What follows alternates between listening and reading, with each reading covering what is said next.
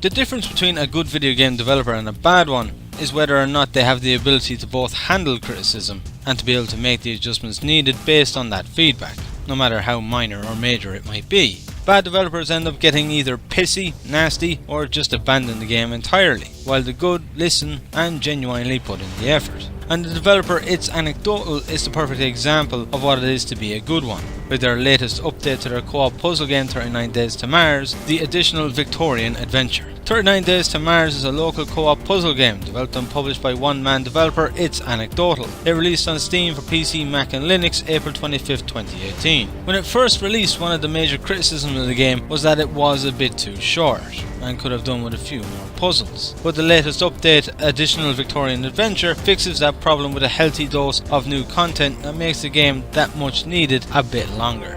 Pretty much everything with the gameplay to 39 Days to Mars has remained the same as that of the original release. It can be played both in single player, where you must control both characters using the mouse and keyboard during puzzles, or in local co-op with one player on the mouse controlling Albert and the other on the keyboard controlling Clarence. The objective of the game is to get these two 19th century explorers on their ship, where they take their ill-fated journey to reach Mars in 39 days. To do this, you must solve a series of puzzles to get them on board, followed by additional puzzles to actually help them get to Mars without the ship falling apart. The beginning of the game before you board the HMS Fearful remains exactly as it was before the update. The new puzzles of the game are entirely for when you are on board the ship. These new puzzles include pruning the onboard garden when it becomes overgrown, fixing the boiler so you will have ironed waistcoats for landing on Mars, transmitting a message back to Earth using Morse code, fishing for space jellyfish, and in case the tea wasn't British enough, you now also have to make scones. The new puzzles bring in the much needed extra length to the game, adding in some good extra 20 to 30 minutes to the game for your first playthrough. Originally the game was only about 40 to 45 minutes long on a first playthrough, making the game about 50% longer.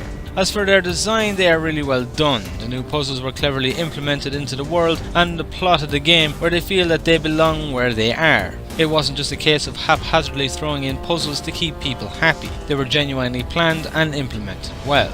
Most of the puzzles work very similar to that of the old ones and can be figured out in a minute or two of fiddling around with them. But there are a few new puzzles that require a bit of research before being able to solve them. In these instances, you need to go to the ship's library, or what is left of it. Once there, you need to shuffle through the scattered pages of various books to find the pages relevant to the puzzle you are solving and find the answers using them from there. Having to go and research each puzzle as they come into play is a refreshing take on the standard formula, as most of the work is actually the research. Once you've done that, the puzzle is pretty straightforward. I like to think of them as little brain breaks before having to get the gears grinding again to figure out the next. They really are a nice little addition to the puzzles of the game that helps keep things fresh throughout. Overall, It's Anecdotal has done a great job at integrating the puzzles into the game's world and plot. The puzzles might not add a huge amount of playtime to the game, but they are each fun, refreshing, and definitely make the game worth playing or revisiting if you have already played it. Since its release, there has been a lot of criticism based on the game's overall length when compared to its price. Yes, the game is short,